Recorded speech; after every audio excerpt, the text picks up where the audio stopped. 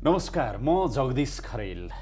आज म विशेष गरेर मुलुकमा सुशासनको अवस्था कस्तो छ, सरकारको कार्यसञ्चालन शैली कस्तो छ, सरकारले गरिरहेको काम कारबाही प्रभावकारी हुँदै गएको छ, आशा लाग्दो छ, अथवा सरकार स्वयंले थप समीक्षा गरेर अगाडि बढ्नुपर्ने छ, यो विषयमा कुराकानी गर्नेछु। आजको हट सिटमा मेरो साथमा पूर्व प्रशासक सूर्यनाथ उपाध्याय हुनुहुन्छ। स्वागत छ यहाँलाई। धन्यवाद।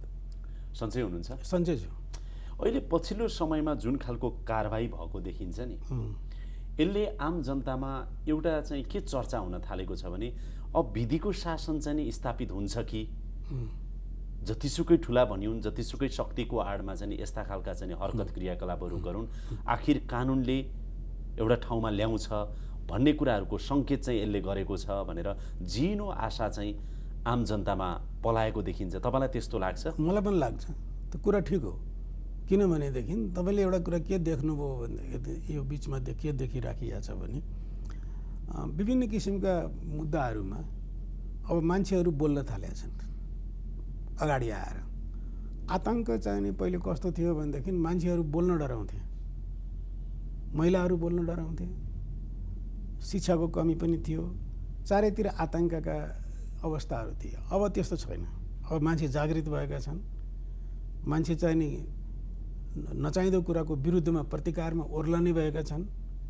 त्यसले गर्दाखेरि र सरकारले अहिलेको पछिल्लो अवस्थामा मलाई के लाग्छ भने यो सरकारले गरेका विभिन्न राम्रा कामहरूमध्ये एउटा राम्रो काम के हो त भन्दाखेरि चाहे त्यो ललिता निवासको कुरा होस्, चाहे त्यो तपाईँको चाहिने आलमको कुरा होस्, चाहे तपाईँको जुनसुकै चाहिने यस्ता अपराधका कुराहरू हुन्छ जसमा संदिग्ध कुराहरू छन्, त्यसमा चाहिने खोज तलास चाहिने सुरु गरेको छ।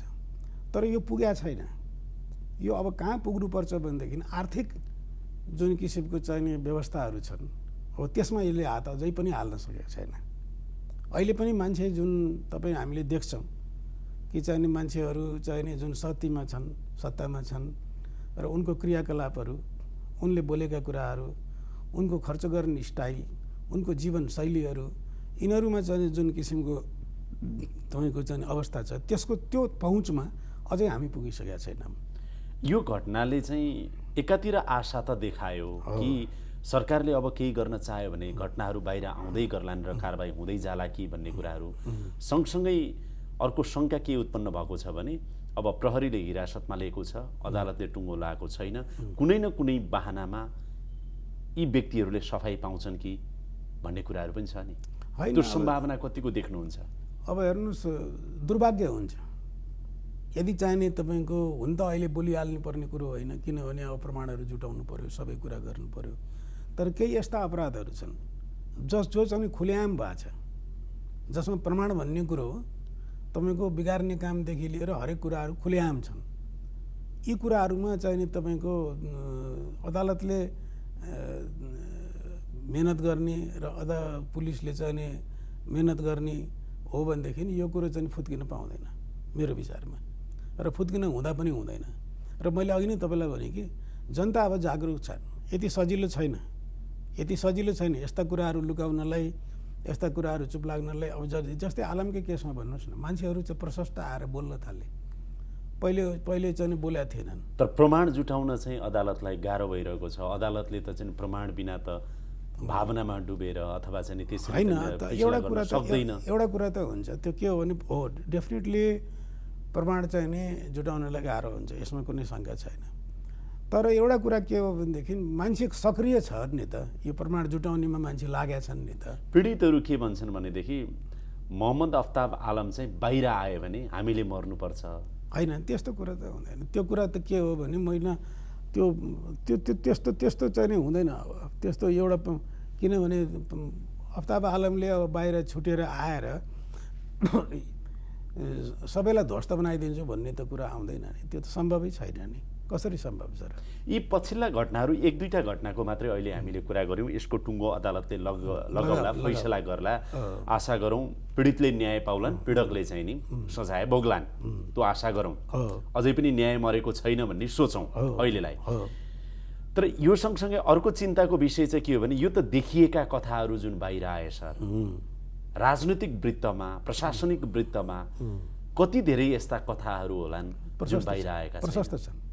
प्रशस्त छन्। मैले तपाईँलाई भने नि, देशको एउटा कालखण्ड कस्तो रह्यो भनेदेखि इन्स्टिट्युसनलाई ध्वस्त बनाउने, निर्माण भएका राम्रा कुराहरूलाई बिगार्ने। नारा के लगाए त भन्दाखेरि विनिर्माण गर्ने र त्यसपछि नयाँ निर्माण गर्ने, नयाँ क्रान्ति गर्ने, क्रान्तिलाई उचाइमा लैजाने। यो भने के? यो चाहिँ तपाईँको अझै पनि ती नेताहरूमा त्यो हावी छ। अझै पनि जनताको सामान्य के बोल्नुहुन्छ उहाँहरू भनेदेखि अझै पनि मलाई क्रान्ति गर्न मन लागेको छ, जङ्गल जान मन लागेको छ। उहाँहरूमा त्यो चाहिँ गढिरहेको छ कि अझै पनि उहाँहरूको अस्थिर छ मनस्थिति। अझै पनि उहाँहरूले स्वीकार गर्नुभएको छैन के भने अब व्यवस्था छ, व्यवस्थामा हिँड्नुपर्छ, अब बोल्नमा चाहिँ हामीले के बोल्ने हो के नबोल्ने हो त्यसमा विचार गर्नुपर्छ भन्ने छैन। अझै पनि उहाँहरू के भन्नुहुन्छ भने प्रतिकारमा उत्रिय आफ्ना नेताहरूलाई के आफ्ना कार्यकर्ताहरूलाई अब तिमीहरू चाहिँ अरिङ्गाल जस्तो आइलाग। अनि त्यहाँबाट अहिले पनि उहाँहरू के भन्नुहुन्छ भने म जङ्गलमा गएर अहिले पनि क्रान्ति गर्नु मन लाग्छ भनेर भन्नुहुन्छ। तर यो अब महराको घटना भन्नुहोस् अथवा अफ्ताब आलमको भन्नुहोस् अथवा अरू सांसदहरूको घटनाहरू भन्नुहोस्, केही नेताहरूको घटनाहरू भन्नुहोस्, यसले त्यो नेताको चरित्र, नेताको गरिमा, ओजन जुन हुन्छ नि, यो त चाहिँ गिराउँदै लगेको छ। जहिले पनि त्यो त एउटा बोलीले गिर्छ, अरू लामो कुरो के गर्नु पर्दैन। तपाईँ आज एक ठाउँमा गएर एक थोक भन्नुहुन्छ, अर्को ठाउँमा गएर अर्को थोक भन्नुहुन्छ। देशका रिलेसनहरूको बारेमा तपाईँको स्थिति ठिक छैन। कहिले एक थोक भनिदिनुहुन्छ, कहिले चाहिँ तपाईँ 2+1 भनिदिनुहुन्छ, कहिले 3 भनिदिनुहुन्छ। के भने हो 2+1, के भने हो 3 हाम्रो वैदेशिक नीतिमा, त्यसमा तपाईँ क्लियर हुनुहुन्न। देशमा व्यवस्था र चाहिँ शासन स्थापित भने के हो त्यो थाहा छैन तपाईँलाई। ब्याकग्राउन्ड हेर्ने हो भनेदेखि तपाईँको ब्याकग्राउन्ड चाहिँ विनिर्माण र चाहिँ ध्वस्त गराउने ब्याकग्राउन्डबाट आउनु, अनि पछि हुन्छ के त? त्यस कारणले अहिले हाम्रो सामान्य ठुलो च्यालेन्ज भनेको के हो त भने संस्था निर्माण गर्ने। हाम्रा संवैधानिक निकायहरू कतिको प्रभावकारी भए? तपाईँ त अख्तियारको चाहिँ नि प्रमुख आयुक्त भएर त्यति लामो समय काम गर्नुभयो, केही विवादित हुनुभयो, तर एउटा चाहिँ सफल र प्रभावकारी प्रमुख आयुक्तको रूपमा तपाईँले काम गर्नुभयो। त्यो चर्चा अहिले पनि सम्झिन्छन्, अहिलेको पुस्ताले पनि तपाईँलाई त्यो रूपमा चाहिँ सम्झिरहेको छ। अहिले अख्तियारको काम प्रभावकारी छ? अहिले अख्तियारले प्रयास चाहिँ गरेको छ। जस्तै भनौँ एकछिनको लागि उसले चाहिँ तल्लो तहसम्म स्टिङ अपरेसन गरेर हुन्छ कि के गरेर हुन्छ कि उसले काम गरेको छ। अधिक के अरे यो तपाईँको मुद्दाको सङ्ख्या पनि बढाएको छ। तर यो चाहिँ नि मात्रै कुरो ठिक छैन। कुरो के हो त भनेर भन्दाखेरि अख्तियारले गर्ने भने के हो त भन्दाखेरि वातावरण क्रिएट गर्ने। यो करप्सनको एगेन्स्टमा भय सिर्जना गर्ने, करप्सनको एगेन्स्टमा चाहिँ तपाईँको जनमत चाहिँ लागोस् भन्ने, त्यो कसरी सम्भव हुन्छ त भनेर भन्दाखेरि त्यो चाहिँ तपाईँको नीति निर्माण गर्ने ठाउँमा बसेका, शक्तिमा बसेका, जहाँ पनि जुन देशमा पनि करप्सनको एगेन्स्टमा काम गर्ने संस्थाले टप डाउन अप्रोच लिनुपर्छ। अहिले त्यो अवस्था छैन। अहिले चाहिँ तपाईँको टप डाउन अप्रोच चाहिँ कम छ। हामीले टप डाउन अप्रोच नै लिनुपर्छ, नम्बर 1। नम्बर 2 के गर्नुपर्छ भने हामीहरूले जे चाहिँ मुद्दा लैजान्छौँ त्यो 90% चाहिँ सफल हुनुपर्छ, सकेसम्म सफल हुनुपर्छ। त्यो चाहिँ कमजोर चाहिँ ऊ चाहिँ लिएर जाने होइन। हामीले चाहिँ शक्तिमा बसेका मान्छेहरू चाहे जोसुकै होस्, टप लेभलमा शक्तिमा बसेका मान्छेहरूको अनुसन्धान गर्नुपर्छ। यो तलबाट लिएर जाने होइन कि टप डाउन अप्रोच हुनु। यो सधैँभरि चर्चामा आउने एउटा शब्द छ क्या, ठुलो माछो समातेनन्, ठुलो माछो समातेनन् भनेर भन्छन् नि। यो जनसाधारणमा नि खुब चर्चा हुन्छ। साना सानातिर मात्रै हात हाल्यो अख्तियारले, माथिबाट चाहिँ गर्न सकेन, उपल्लो तहमा रहेकालाई चाहिँ केही गर्न सकेन। यद्यपि तपाईँको पालामा तपाईँले धेरै प्रयास गर्नुभयो, काम पनि गर्नुभयो। अहिलेको अवस्था जनताको गुनासो त्यता छ, माथिल्लो तहका मानिसहरूलाई चाहिँ अख्तियारले आँखा लाउनै सक्दैन भन्ने, त्यस्तो हुन्छ? होइन, त्यस्तो हुँदैन। अधिकार सम्पन्न छ अख्तियार। अख्तियार चाहिँ विभिन्न देशका यस्ता किसिमका संस्थाहरूमा मध्ये अख्तियार चाहिँ पावरफुल संस्था हो। तर दुर्भाग्य के भयो त? किन गर्न सकेन? किन दुर्भाग्य के भयो त भन्दाखेरि यसको पछाडि चाहिँ एउटा ठुलो चाहिँ तपाईँको राजनीतिक कारणहरू छन्। राजनीतिक त के भनौँ भने सत्ताको लडाइँ यस्ता कारणहरू छन्। अब एउटा यस्तो परिस्थिति आयो जुन बेलामा चाहिँ यो मान्छे ठिक छैन भनेर सडकमा मान्छेले बोले, विगत हेर्दा फेरि त्यो मान्छेको चाहिँ चरित्र राम्रो थिएन, पास्ट हिस्ट्री राम्रो थिएन। सडकमा मान्छेले आएर ल है खबरदार यस्तो मान्छेलाई चाहिँ अख्तियारमा ल्याउँदैन भने, तर के कारणले हो ल्याउने यिनीहरू नै भए जो हाम्रा नेताहरू भनिएका मान्छेहरू छन्। अर्को मान्छेको नियुक्ति भयो, तपाईँको यो सक्सेसिभ तपाईँ हेर्दै जानुभयो भने अर्को मान्छेको नियुक्ति भयो, महान्यायदेवता कार्यालयमा काम गर्थ्यो होइन, आयुक्त भयो। अब त्यो मान्छेको चाहिँ हामी हुँदाखेरि नै, म अख्तियारमा हुँदाखेरि नै कुनै विवादास्पद थियो चरित्र। तपाईँको प्रश्न के हो त भन्दाखेरि कुनै पनि मान्छे कुनै पनि संस्थामा काम गर्छ, 10 वर्ष काम गर्छ, 20 वर्ष काम गर्छ होइन, त्यो संस्थाबाट त्यो सेवाबाट आउँछ भनेदेखि त्यो कस्तो चरित्रको मान्छे हो भन्ने कुरा त्यो संस्थालाई थाहा हुन्छ, त्यहाँका मान्छेलाई थाहा हुन्छ। होइन, त्यो तपाईँले सङ्केत त गर्नुभयो कि जस्तो लोकमान सिंह कार्कीलाई प्रमुख आयुक्त बनाउँदाखेरि अहिले पनि मलाई पनि स्मरण छ कि संविधान बनाउने कुरामा कहिल्यै सहमति जुटेन। त्यति बेलाका 4वटा महत्त्वपूर्ण राजनीतिक दल बीच, नेता बीच लोकमान सिंहलाई चाहिँ नि प्रमुख आयुक्त बनाउने कुरामा सर्वसम्मत भएको थियो, होइन त? त्यसपछि सायद तपाईँले दीप बस्नेतको कुरा जोड्नुभयो। या भनौँ अब राजनारायण पाठककै कुरा पनि भनौँ न, किन मान्छे त अब बजारमा आइसक्यो, हामीले कुरा नगऱ्यो भने त कुरो भएन नि। जस्तै राजनारायण पाठककै चाहिँ तपाईँ हेर्नुभयो भने, विगत हेर्नुभयो भने होइन, एउटा कुरा के बुझ्नुहोस् भनेदेखि जुन संस्थामा काम गर्छ जो मान्छे त्यो कस्तो हो भन्ने कुरा त्यो संस्थाका मान्छेलाई अलग्गै थाहा हुन्छ। एक दिन होइन, 2 दिन होइन, 20 दिन, 3 दिन होइन, वर्षौँ वर्ष काम गरेपछि त उसको नेचर त्यहाँका मान्छेले थाहा पाउने कुरा भयो नि। एकदम इभन तपाईँको मेरो ड्राइभरले म कस्तो छु मान्छे, म घरमा के खान्छु, के कस्तो मान्छेलाई भेट्छु, कोसँग कुरा गर्छु त्यो पनि मेरो ड्राइभरलाई थाहा हुन्छ, भइहाल्छ नि। अब तपाईँको चाहिँ त्यो 10 वर्षसम्म महान्यायदेवता कार्यालयमा काम गरे त्यो मान्छे के छ भन्ने कुरा थाहा हुँदैन र थाहा भइहाल्छ नि।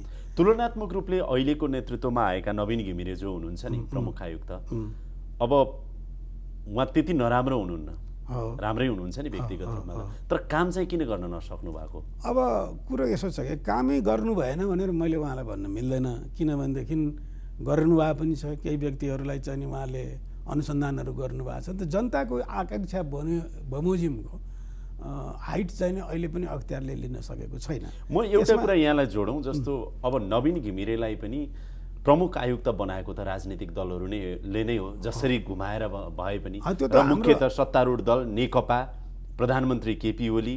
अब उहाँ जसरी चाहिँ नि छानिएर आउनुभयो, तर स्वाभाविक छ सत्तारूढ दलले उहाँलाई त्यहाँसम्म पुर्यायो। त्यो त हाम्रो संविधानले नै त्यही भन्छ नि त, संविधानले नै के भन्छ भने अब शक्तिको दुरुपयोग नि सर, शक्तिको दुरुपयोग त सत्तासीनहरूले गर्छन्, होइन, सरकारमै रहेकाले अझ बढी गर्छन्। होइन, बुझेँ, तर प्रश्न के हो त भन्दाखेरि शक्तिको दुरुपयोग सत्तासे बस्ने मान्छेले गर्छ, त्यो पक्कै हो। अब यसलाई कसरी रोक्ने त? आखिर यो कुरालाई रोक्न त पर्यो, यसलाई चाहिँ कतै न कतै कुनै न कुनै संयन्त्र त बनाउनु पर्यो। अब हामीले चाहिँ यो तपाईँको अख्तियार दुरुपयोग अनुसन्धान आयोग हामीले बनायौँ। यो आयोग स्वयंमा यसको संस्थागत व्यवस्था, यसले चाहिँ गर्न सक्ने अधिकार यो स्वयंमा चाहिँ एउटा उच्च स्तरकै छ, यसमा कुनै शङ्का छैन। अब यसमा मान्छे को पठाउने हो भनेपछि यसमा पनि हामीहरूले चाहिँ सत्ताकै मै बसेका मान्छेहरूले पठाउने हो, होइन, जो मान्छे पठाउने हो। त्यस कारणले प्रश्न के आयो त भन्दाखेरि अब त्यो बाहेक त अर्को मान्छे कहाँबाट खोजेर लिएर आउनु, होइन, तिनीहरूले नै बनाउने हो, तिनीहरूलाई नै दिनु पर्यो अधिकार। त्यस कारणले हाम्रो जुन पोलिसी छ, हाम्रो जुन राजनीति छ, हाम्रो जुन राजनीतिक इतिहास रहिआएको छ या अब बन्ने राजनीतिक इतिहास छ, त्यो इतिहासमा तपाईँले हेर्नुभयो भनेदेखि तपाईँको सत्ताको लागि के गरिएन विगत 20 वर्षमा? सत्ताको लागि, पावरको लागि, अरू केही होइन। यो सबै चाहिँ केलाई शक्तिको लागि जे पनि गरियो। एकछिनलाई मान्नुहोस् न, नेकपाको तर्फबाट सरकारमा कुनै मन्त्री बनेको एउटा चाहिँ व्यक्ति हुनुहुन्छ, उहाँबाट भ्रष्टाचार भयो, अख्तियारको दुरुपयोग भयो भनेदेखि नवीन घिमिरेले उसलाई समात्ने हिम्मत गर्न सक्नुहुन्छ होला? होइन, हिम्मत गर्न नसक्ने कुरा त म देख्दिनँ। किन भन्नुहुन्छ भने त्यो ठाउँमा पुगिसकेपछि त्यो ठाउँ भनेको के हो त भनेर भन्दा क्यारियरमा एउटा जीवनको क्यारियरमा त्यो भनेको ज्यादै उच्चतम एउटा कर्मचारी मान्छे त्यो पावरमा बस्नु भनेको ज्यादै उच्चतम हाइटमा पुग्नु हो। हाम्रो संविधानले के पनि भनेको छ त भने त्यहाँ पुगिसकेको मान्छे फेरि कुनै सरकारी नियुक्तिमा अयोग्य हुन्छ। भोलि पर्सिको लागि चाहिँ उसले कुनै आशा गर्न पर्ने अथवा मलाई कतै यहाँभन्दा माथि करिब छैन त्यो चाहिँ अन्तिम ठाउँ हो, हुनु पनि हो। किनभने अब होइन, तर जे आशा देखेर सरकारले भनौँ न सत्तारूढ दलले उहाँलाई चाहिँ नि अख्तियारको प्रमुख बनायो, म अलि सजिलोसँग बुझ्न खोजेको सरसँग, उहाँले अब त्यही सत्तारूढ दललाई यो शब्दावली त मिल्दैन, धोका दिन मिल्छ त, अथवा गुण लगाएको छ सत्तारूढ दलले, अब जनतालाई फाइदा हुन्छ भन्ने नाउँमा उहाँ कसरी चाहिँ त्यो फेयर हुन सक्नुहुन्छ भनेर प्रश्न सोधेको मैले। बुझेँ, तर चाहिँ एउटा उपाय के छ त ल भन्नुहोस्। संसारबाट मान्छे बाहिरबाट चाहिँ आकाशबाट भगवान्ले खोजेर पठाइदिने त होइन, यहीँका मान्छेले गर्ने हो। यहाँका मान्छे भनेको को त भन्दा देशको प्रधानमन्त्री होइन, हाउसको चाहिँ अध्यक्ष होइन, विपक्षीको नेता, सर्वोच्च अदालतको न्यायाधीश। अब यस्ता मान्छेलाई नपत्याएर यी मान्छेले गर्दैनन् भनेर आखिर तपाईँ म मात्रै सक्छु भनेर एउटा इन्डिभिजुअलले भनेर कुरा होइन नि, यो त एउटा चाहिँ व्यवस्था हो। त्यही भएर ठुला ठुला मान्छे पक्राउ पर्न नसक्नुको पछाडिको कारण चाहिँ सायद यही होला। होइन, त्यो होइन। यदि त्यसलाई कारण मान्ने हो भनेदेखि त अदालतमा कसैले जित्नै परेन नि, यिनीहरूले भनेका मान्छेले मात्रै जित्नु पर्यो नि त होइन। प्रधानमन्त्रीले भनेका मान्छेले मात्रै अदालतमा जित्नु पर्यो, प्रधानमन्त्रीले जसलाई भन्छ उसलाई जिताइदिनु पर्यो। यदि यस्तै हो भनेदेखि चाहिँ नि तपाईँको जसले चाहिने तपाईँको विपक्षीको नेता छ उसले भने मान्छे मात्रै जिताइदिनु पर्यो। तपाईँलाई याद छ नि प्रधानमन्त्री शेरबहादुर देउबा हुँदाखेरि सुशीला कार्कीको प्रधान न्यायाधीश हुनुहुन्थ्यो, झन्डै महाअभियोग खेप्नु पर्यो र सुशीला कार्कीले गरेको यो अफ्ताब आलमको मुद्दाको पनि त्यति बेलाको चाहिँ नि फैसला हेर्नुहोस् त। होइन, ठिक छ, कतिवटा डर रहेछ नि त सरकार, महाअभियोगको त्रास पनि त लाग्दो रहेछ नि त न्यायपालिकाको प्रमुखलाई। होइन न, महाअभियोगको त्रास लाग्छ नलाग्ने होइन, तर प्रश्न के छ भने महाअभियोग लगाउन त सकिएन नि त आखिर, यो पनि त चाहिने समय छ। किनभने 2/3 अलिकति ब्याक हुनु पर्यो नि त सुशीला कार्की, होइन न, परेन 2/3 बहुमत चाहियो नि। यतिकै एउटाले तपाईँलाई थाहा छैन र लोकमान सिंह कार्कीलाई चाहिँ नि प्रमुख आयुक्त बनाउँदाखेरि यस्ता दल सबै मिल्दा रहेछन् होइन भने पछाडि यो महाअभियोग भोलिका दिनमा अप्ठ्यारो, अहिले सत्तारूढ अर्को प्रतिपक्ष, यस्ता कुराहरूमा त मिलेका त कति घटना छन्, मलाई भन्दा बढी तपाईँलाई थाहा छ। होइन न, देशै तपाईँको चाहिने डुबाउँ, देशै चौपट बनाऊँ, देशैमा अराजकता ल्याउँ भनेर पार्टी नै मिल्छन् र ती पार्टीका नेतालाई हामीले छानेर पठाउँछौँ भनेदेखि त अब एट लार्ज त हामी स्वयं पनि चाहिँ तपाईँको कता कता रिस्पोन्सिबल हुने। तपाईँ देख्नुहुन्न र जस्तो आज कार्यपालिकाको छायामा व्यवस्थापिका छ, कतै न कतै न्यायपालिका पनि बेला बेलामा पर्दै नै आइरहेको छ। अरू संवैधानिक निकाय त भइ नै हाले, कार्यपालिका त हाबी छ नि, इन्डिपेन्डेन्टली ती निकायहरूले काम गर्न पाएका छन्। होइन, त्यसरी चाहिँ नि ब्ल्याङ्केटली भन्न मिल्दैन। किनभने नि न्यायपालिकामा म तपाईँलाई बताउँछु नि, न्यायपालिकामा के प्रधानमन्त्रीले भनेका मान्छे मात्रैले जित्छ त? न्यायपालिकामा के विपक्षीको नेताले भनेका मान्छे मात्रै जित्छ? के प्रधान न्यायाधीशले भनिदियो भने अख्तियारमा जसले पनि उन्मुक्ति पाउँछ त? छैन नि त्यस्तो, त्यो कहाँ हुन्छ र, त्यो सम्भवै छैन नि। किनभने तपाईँको चाहिँ प्रधानमन्त्रीले चाहेका मान्छेले मात्रै अदालतमा चाहिने तपाईँको जित्ने र हार्ने चाहिँ प्रधानमन्त्रीको हातमा त हुँदैन नि। त्यहाँ पनि 15जना 20जना न्यायाधीश हुन्छन्, एउटाले नभए 3जनाले गर्छ, 3जनाले बृहत बेन्चले गर्छ, यी धेरै केसहरू छन् नि। हामीले त व्यवस्थामा जानु पर्यो कि, हामीले के जानु पर्यो भने व्यवस्था हाम्रो ठिक छ, अब प्रश्न रह्यो व्यक्ति ठिक भएन होइन। अब एउटा कुरो नि व्यवस्था हाम्रो ठिक छ, व्यक्ति ठिक भएन हो, यो पक्का कुरा हो। किनभने व्यक्ति ठिकमा भर पर्छ धेरै कुराहरू। व्यक्ति एकजना ठिक भयो भने त्यो संस्था चाहिने धेरै चाहिने तपाईँको ठिक भएर जान्छ। अब हाम्रो प्रयास यो प्रयास जनताले पनि सोच्नु पर्यो, बुझ्नु पर्यो। भोलिका चुनाव हुन्छन्, भोलिको व्यवस्था हुन्छ, भोलि तपाईँले मैले भोट दिनुपर्छ हो, यो बेलामा हामीहरूले सोच्नु पर्यो नि त। आखिर जनताले पनि यो आशा राख्छन् के भनेदेखि यहाँ न्याय होस् भन्ने यदि उनीहरूले आशा राख्छन् भने त्यस्ता मान्छेलाई भोट दिनु पर्यो जो चाहिँ त्यस्तो कुरा गर्न सक्छ। त्यो चाहिँ आखिर त गएर यो पछाडि चाहिँ कहाँ त भनेदेखि तपाईँको इलेक्सनमा गएर पछारिन्छ, त्यहाँ दिनु पर्यो। अब बोल्न पनि नजान्ने, बोलेको पनि नबुझिने, विगत पनि ठिक छैन, विभिन्न काण्डमा मचिएको छ, मुछिएको छ। अब त्यस्ता मान्छेलाई तपाईँले मैले भोट दिएर पठायौँ भने अनि हामीले गर्न त्यस्तो कुरा गर्न सुहाउँछ? यतातिर चाहिँ नि तपाईँको हामी भन्ने सुशासन भएन, अर्कोतिर हामी चाहिँ भोट चाहिँ त्यस्ता मान्छेलाई दिने। तर विकल्प पनि त छैन नि। अब त्यही त तपाईँको भन्छ। काङ्ग्रेस, कम्युनिस्ट अथवा अहिले रहेका चाहिँ 2-4वटा राष्ट्रिय पार्टी भनौँ न, 4वटा कि कति छन्, 4-5वटा राष्ट्रिय पार्टी छन्, अरू केही पार्टीहरू होलान्, यिनको त विकल्प छैन। किन विकल्प किन छैन? तपाईँको के छ विकल्प भन्नुहोस् त? जनताले चाह्यो भने विकल्प आफै जन्मिँदैन, जन्मिहाल्छ नि, विकल्प त आउँछ नि। तपाईँको चाहिँ नि के यिनकै मान्छेलाई मात्रै जिताउनु पर्छ भन्ने छ? तपाईँ भन्नुहोस् न त, 7 सालदेखि विकल्प रोज्दा रोज्दा रोज्दा रोज्दा रोज्दा हामी 76 सालसम्म आयौँ नि सर। हजुर, 7 तर साल कुनै पनि विकल्पले सकसबाट मुक्ति त दिलाउन सकेन। अब यही नै तपाईँ विचार गर्नुहोस् न, 7 सालमा जुन किसिमले काङ्ग्रेस चाहिँ नि तपाईँको 2/3 बहुमत आएको थियो 15 सालमा, 15 सालमा, हो कि होइन? आज के गति छ होइन? यो देशमा कहिले पनि होइन, हामीले त टेस्ट गर्यौँ नि सर, धेरै कुरा। बताउँछु हामीले यो देशमा कम्युनिस्टले कहिले पनि 2/3 बहुमत प्राप्त गरेका थिएन। अहिले करिब करिब त्यति प्राप्त गर्यो। यो के जनताले ल्याएको परिवर्तन होइन? अच्छा, त्यसै गरी अर्कोमा बताउँछु तपाईँलाई। तपाईँको चाहिँ नि माओवादीहरूले त्यत्रो द्वन्द्व मचाए, आज माओवादीको स्थिति के छ? लुकेर हिँड्नु परेको छ। प्रायः चाहिँ म जाने तपाईँको कहिले हेगमा पुर्याउँछन् कि भन्ने पिर छ होइन, कहिले मलाई मार्छन् कि भन्ने पिर छ। आज के छ परिस्थिति है? त्यस कारणले मेरो भनाइ के भनेदेखि, जनताले चाह्यो भने,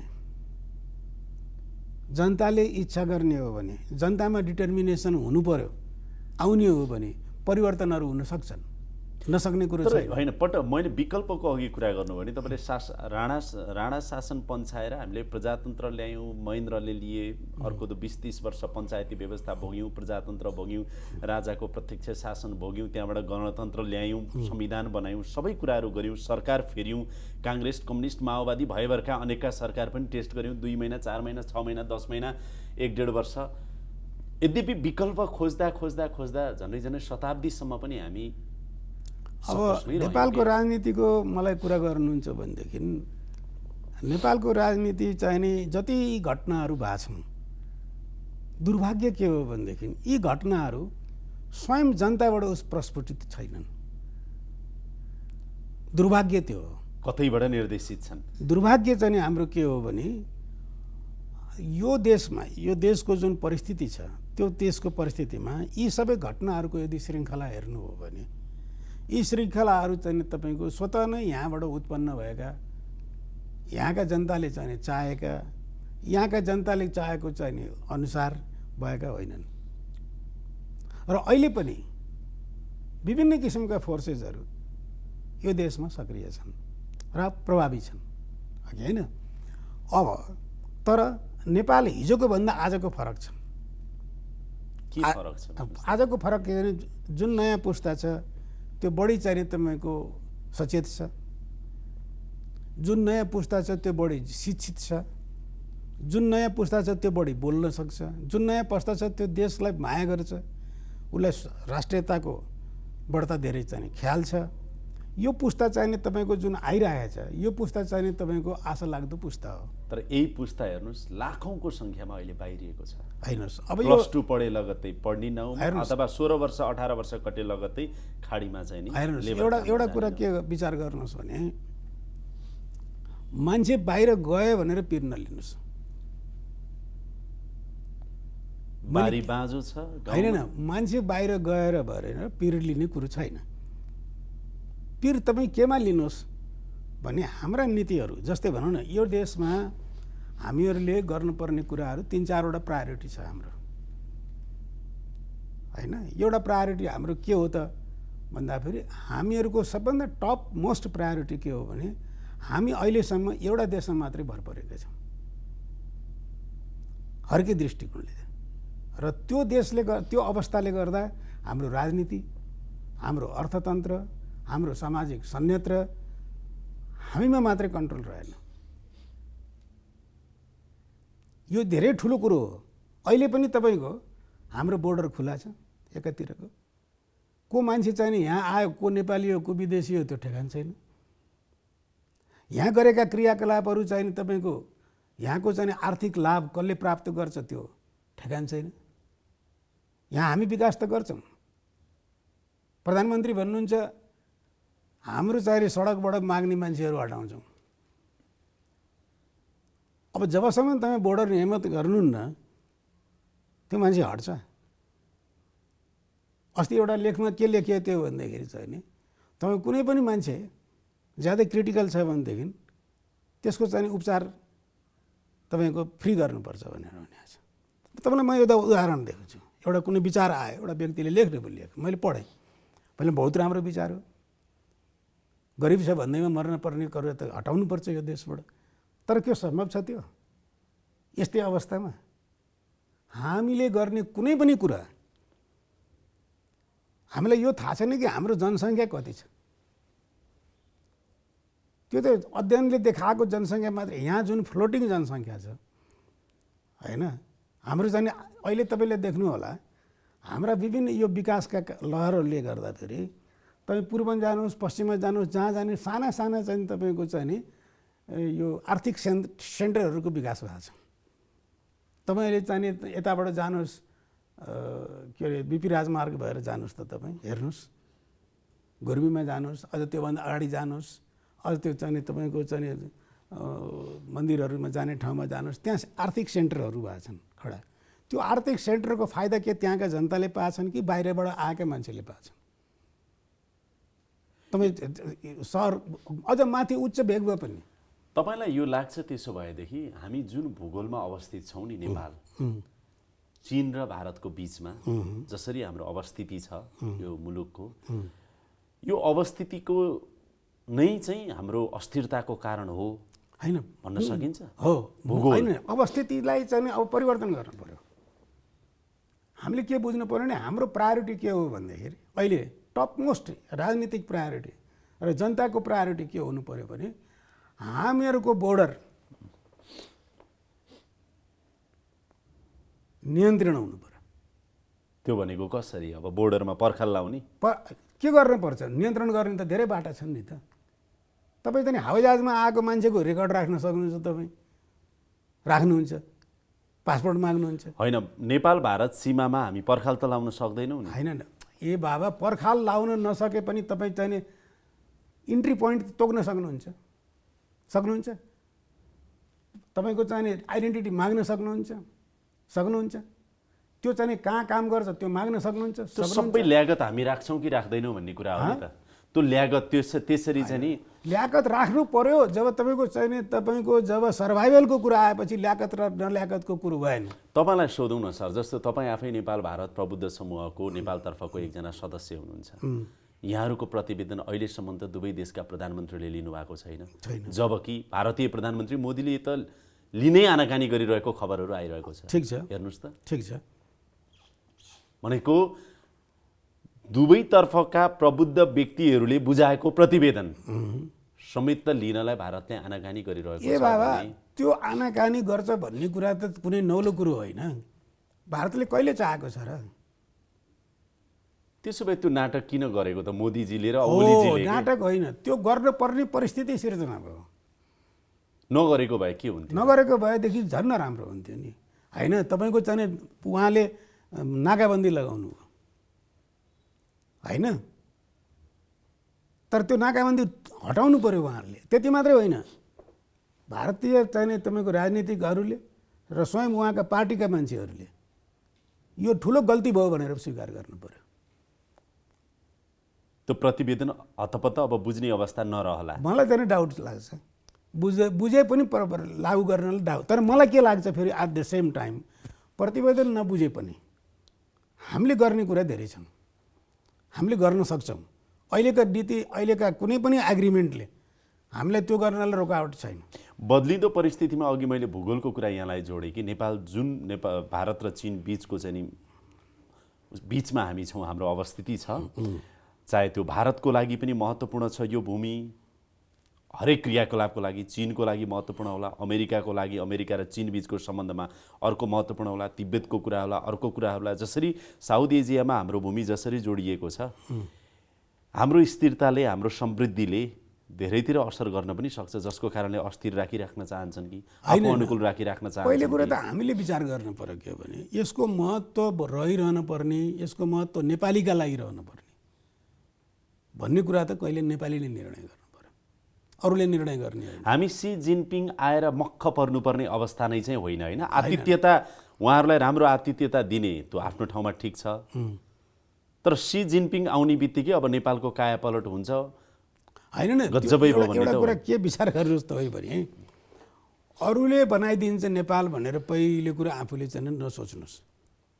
अरूले सहयोग गर्ने हो, अरूले आएर तपाईँलाई चाहिँ तपाईँको घर बनाइदिन्छ, तपाईँको सबै कुरा ठिक गरिदिन्छ भनेर चाहिँ तपाईँको हुँदैन, यो सोचले काम गर्दैन।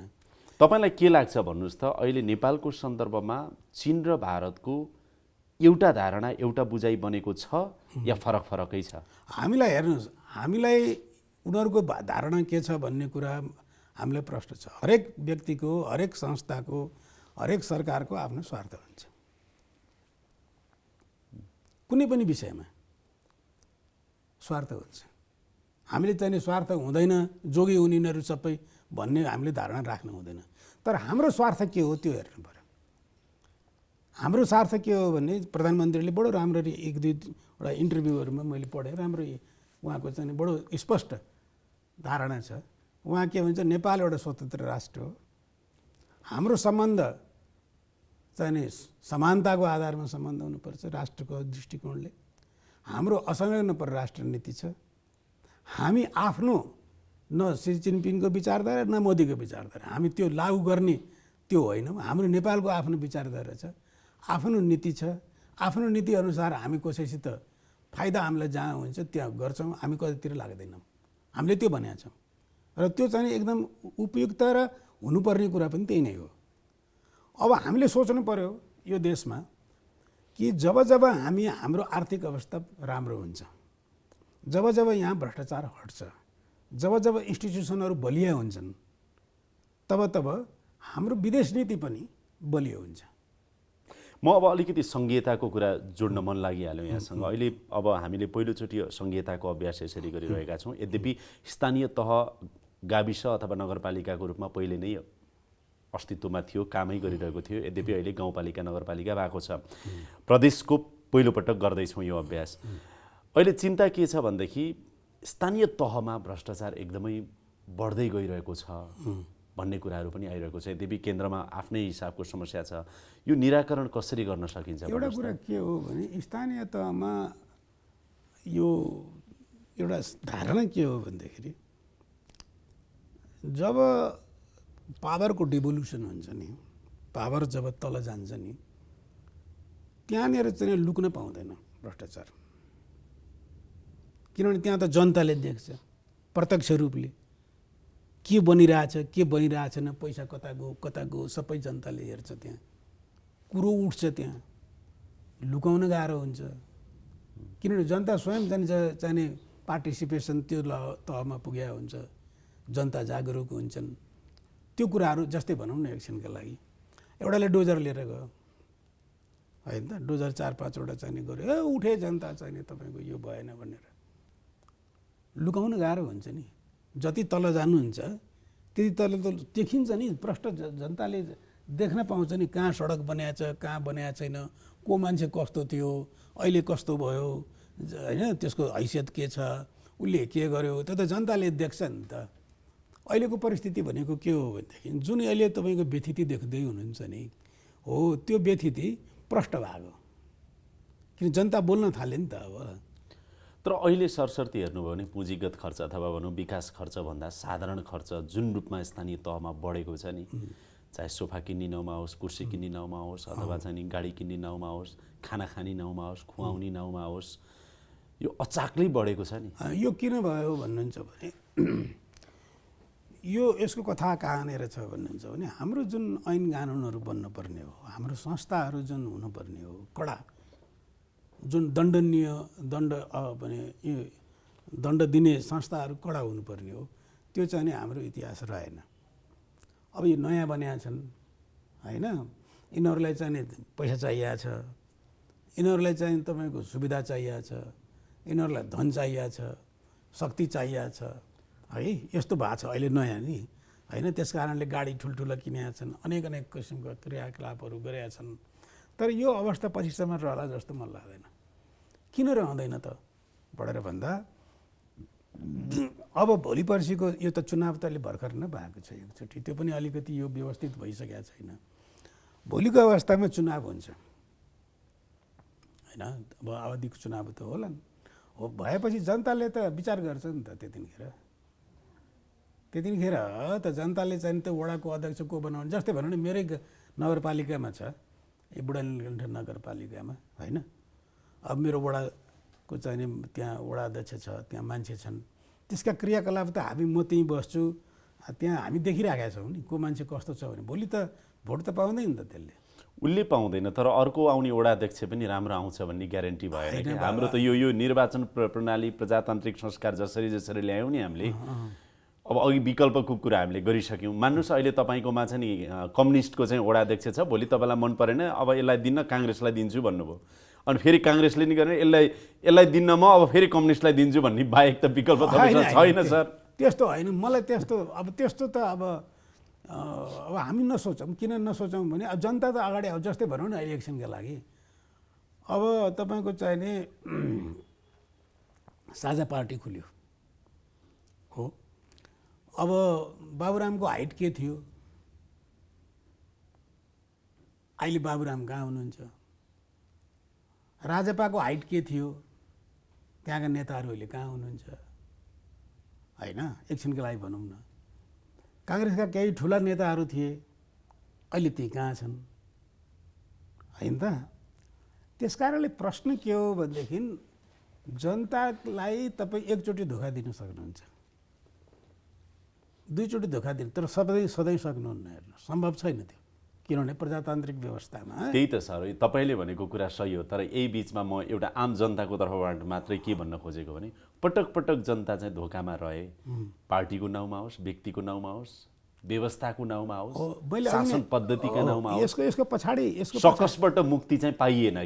यसको पछाडिको चाहिँ मैले तपाईँलाई फेरि पनि भन्छु के भने यसको पछाडिका कारणहरू यो देशमा मात्रै सीमित छैनन्। दुर्भाग्यवश हामी अरूसँग पनि जोडिएका छौँ। यो दुर्भाग्यवश हाम्रो देशको चाहिँ जुन राजनीतिक परिवर्तनहरू भए, हाम्रो देशमा चाहिँ जे जस्ता कुराहरू भइरहेछन् या हुनेवाला छन्, यसको पछाडि चाहिँ तपाईँको यो कुराहरू हाम्रो चाहिँ भित्र मात्रै सीमित रहेन। यो अझै अगाडि बढ्ला त्यही रूपमा होइन। यो त हेर्नुहोस्, एउटा कुरा के भने यो चाहिँ घट्ने कुरो त आउँदैन।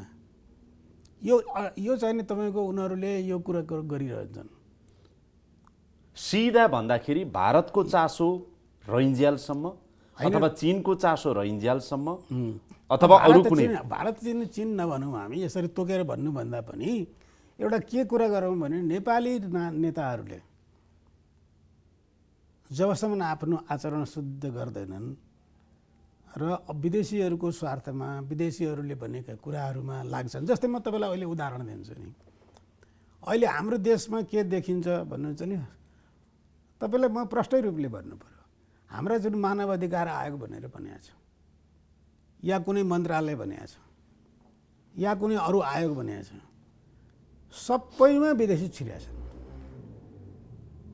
छन् कि छैन? प्रोजेक्टका नाउँमा उनीहरूको चाहिँ नि के को प्रोजेक्ट बनाउँछन् भने म त अब सचिव पनि थिएँ है, अब अख्तियारमा पनि बसेर काम गरेँ। अख्तियारमा यत्तिकै विदेशीहरू चाहिँ तपाईँको नियम बनाइदिन्छौँ, कानुन बनाइदिन्छन्, व्यवस्था बनाइदिन्छौँ, नीति बनाइदिन्छौँ, ट्रेनिङ दिन्छौँ, यहाँ गर्छौँ त्यहाँ गर्छौँ भनेर दुनियाँभरका मान्छेहरू आउँथे। मैले पनि प्रभु मलाई चाहिएन। जुन म यहाँ प्रमुख आयुक्त बसेर बनेको छु, तिमीहरूको देशमा पढेर आएको मान्छे हुँ, त्यस्तै यहाँ सबै मान्छेहरू त्यही भनेका छौँ। अब मैले चाहिँ नि यो देश यो संस्थालाई बनाउने काम मैले नगरे, अब तिमीहरूले गरिदिने हो यहाँको नियम बनाउने, यहाँको नीति बनाउने। यो यदि त्यो हो भने म यहाँ किन नियुक्त हो नि? तिमीहरूलाई ल्याएर नियुक्त गर्नु पर्यो। त्यस कारण मलाई यो चाहिँ नि माफ गर्नुहोस्, मलाई तपाईँको चाहिँ नि कुनै चाहिँ नि त्यो प्रोजेक्टै चाहिँदैन। किन चाहिने?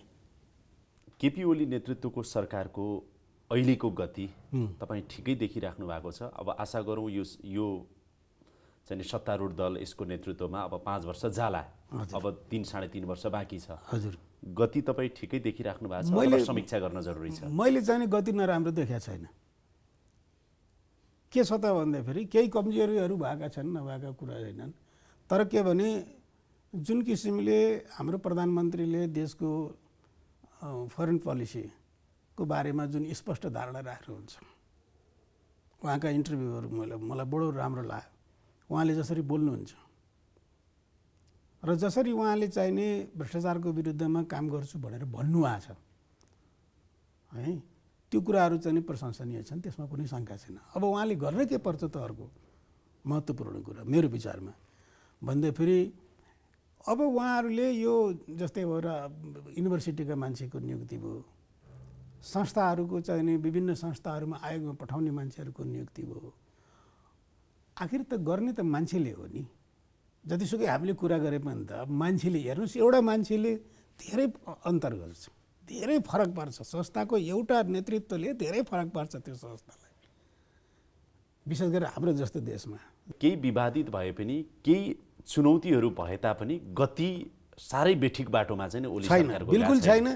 र उहाँले चाहिँ डिटर्मिनेसनका साथ हिँड्नुपर्छ, संविधान बमोजिम काम गर्नुपर्छ। उहाँलाई चाहिँ समयले, भाग्यले उहाँलाई चाहिँ यो मौका दिएछ, फेरि यस्तो मौका आउन सक्छ। उहाँको स्वास्थ्य चाहिँ तपाईँको त्यति राम्रो छैन, हगिन? जीवन भने के हो त? आखिर सबैको जिन्दगीमा हरमेसा चाहिँ मान्छे त स्वस्थ रहँदैन नि, हरमेसा मान्छे पावरमा त रहिरहँदैन नि। जति जे छ अवधि यसको उच्चतम प्रयोग गर्नुपर्छ, डिटर्मिनेसन साथ निर्णयहरू गर्नुपर्छ। यो भागबण्ड लगाएर निर्णयहरू चाहिँ बन्द गर्नु पर्यो। यो चाहिँ यसले चाहिँ चौपट बनाउँछ। हस्, समय दिनुभयो सर, धेरै धेरै धन्यवाद।